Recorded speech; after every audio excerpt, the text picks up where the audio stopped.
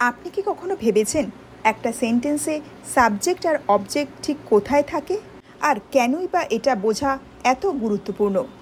আজকের ভিডিওতে আমরা শিখব সাবজেক্ট এবং অবজেক্টের সব রহস্য একদম সহজ বাংলায়।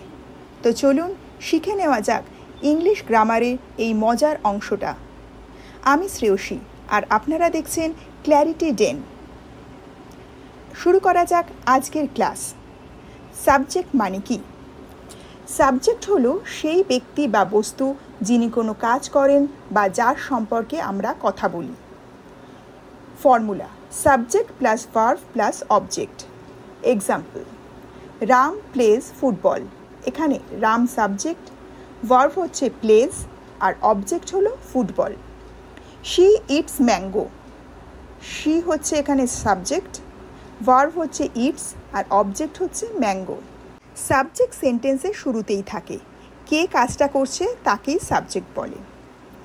অবজেক্ট মানে কি? অবজেক্ট হলো যার উপরে কাজটি হচ্ছে, অর্থাৎ ভার্বের পরে আসে।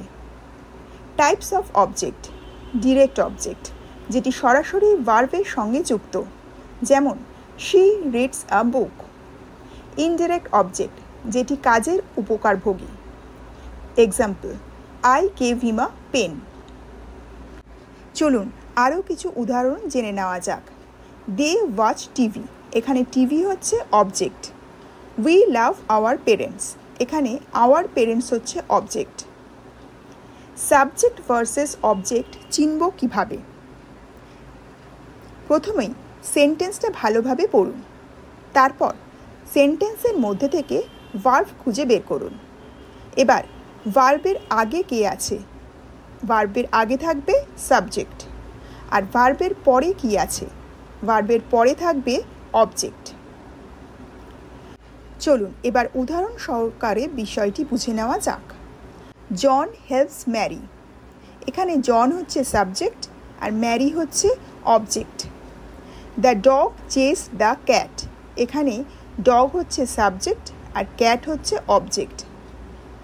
বন্ধুরা, সাবজেক্ট অবজেক্ট চেনার মধ্যে আমরা সাধারণত যে ভুলটা সবসময় করে থাকি সেটা হলো অনেকেই ভাবেন আই ও মি এক, কিন্তু আই হচ্ছে সাবজেক্ট, আই প্লে, আর মি হচ্ছে object, he loves me.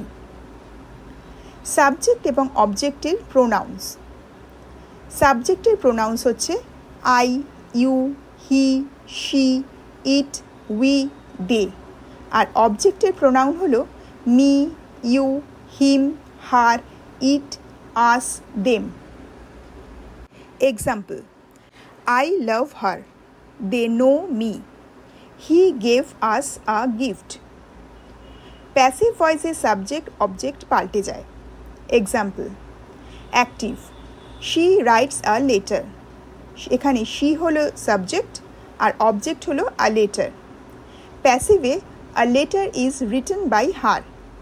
A letter হলো এখানে সাবজেক্ট আর অবজেক্ট হয়ে গেল হার, যেটা শি থেকে এসেছে।